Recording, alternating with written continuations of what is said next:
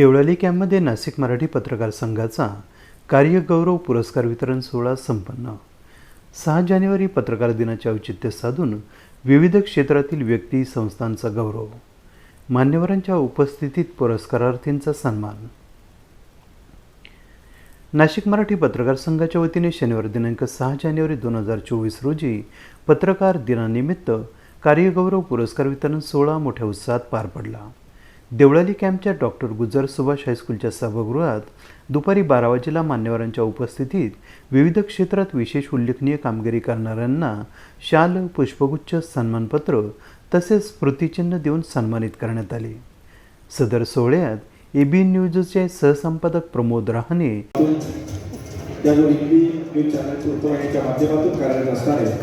अनेक सन्मान प्राप्त माननीय प्रमोदजी रहाणे यांचा आपण जोरदार कार्यक्रमामध्ये सन्मानित करण्यापूर्वी अनेक सन्मान त्यांना लाभले आहेत. त्यात हा नाशिक मराठी पत्रकार संघाचा आज एक सन्मान त्यांच्या पेटत मानाचा पुरा होणार आहे.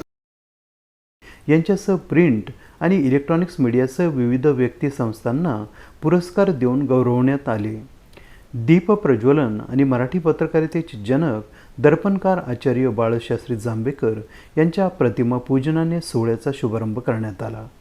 कार्यक्रमाच्या अध्यक्षस्थानी माजी मंत्री बबनराव घोलप तर व्यासपीठावर प्रमुख अतिथी म्हणून खासदार हेमंत गोडसे, शिवसेना ठाकरे गटाचे जिल्हा प्रमुख विजय करंजकर, मराठा विद्याप्रसारक समाज संस्थेचे सरचिटणीस ॲडव्होकेट नितीन ठाकरे, अभिनेत्री रसिका वाघारकर, दिग्दर्शक कृष्णा मरकड, माजी आमदार योगेश घोलप, शंकर एज्युकेशन सोसायटीचे सचिव रतन चावला, हरिभक्तपरायण गणेश महाराज करंजकर, नाशिक रोड शिवजन्मोत्सव समितीचे अध्यक्ष शिवाजी हंडोरे, कार्याध्यक्ष बाळासाहेब मस्के, संघाचे संस्थापक अध्यक्ष मोतीराम पिंगळे, नरेंद्र पाटील आदी मान्यवर व्यासपीठावर उपस्थित होते.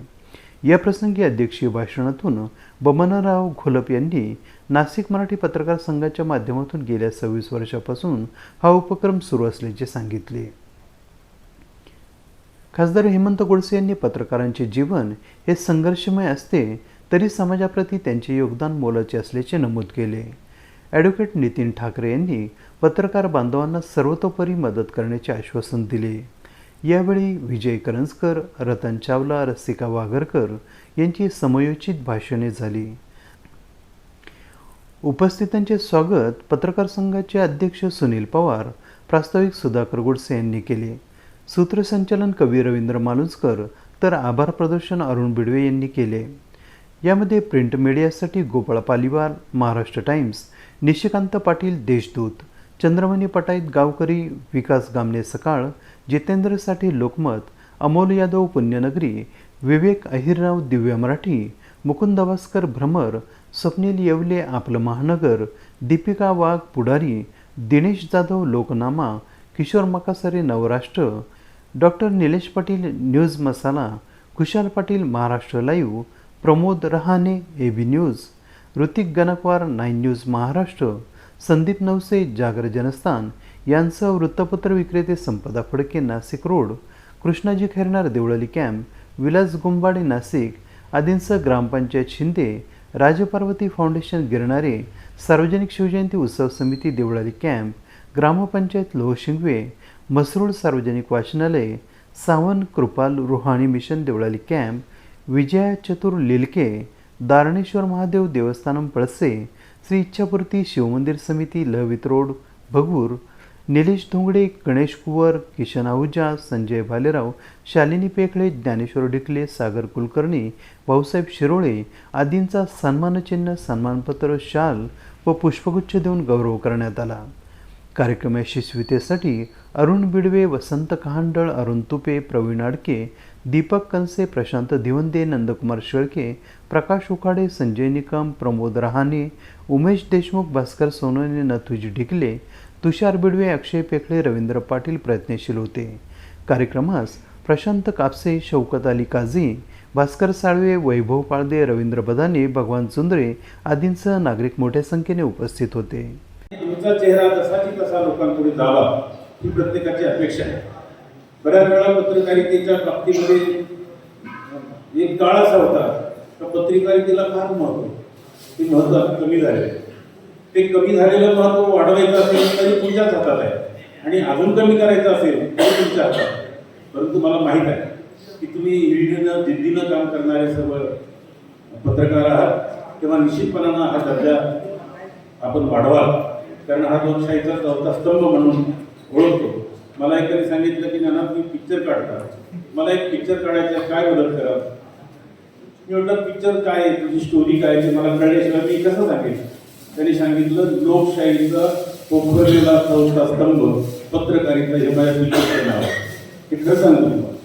त्याला म्हटलं तुझ्या भावना जरी चांगल्या असतील, तुझ्या भावना जरी त्याबद्दल काही तुला वाटत असेल, परंतु या क्षेत्रामध्ये त्याला कसं चांगलं वाटेल, त्याने तुका त्याच्या कशा लक्षात येऊन देतील याच्यावर एखादा पिक्चर काढताना मी निश्चितपणानं दिग्दर्शन करीन, फायनान्स करीन, सगळं करीन. परंतु जे एखादं बिघडतं त्याला अजून बिघडवण्याचा प्रयत्न करणं ही चित्रपट निर्मिती नाही. आम्ही समाजाला सुधारण्यासाठी चित्रपट करत असतो, नाटक करतो. नाटकांमधून सुद्धा माणसाला प्रबोधन कसं होईल याचा आमचा विचार असतो. आणि म्हणून अशाही पद्धतीनं आपल्याबद्दल आदर वाढवावा, आदर वाटावा अशा प्रकारची लेखणी आपण करावी आणि बाळशास्त्री आंबेडकरांचं व्रत हे आपण जपावं अशी अपेक्षा व्यक्त करतो. सर्वांना मनापासून शुभेच्छा देतो. धन्यवाद. आणि आव्हानात्मक जीवन संघर्षमय या अर्थानं की समाजामध्ये पत्रकार वावरत असताना समाजाच्या बांधिलकीच्या माध्यमातून, समाजाच्या माध्यमातून अनेकांना न्याय पण द्यायचा आहे आणि अनेकांना त्यांच्या लेखणीच्या माध्यमातून कदाचित कोणी दुखवलं पण जातं. आणि म्हणून अशा या सर्व गोष्टींचा एक संघर्ष त्यांच्यासमोर सातत्यानं असतो. आणि आव्हानात्मक या दृष्टीनं की आजच्या युगामध्ये काळाप्रमाणे प्रत्येक क्षेत्रामध्ये बदल घडत चालले.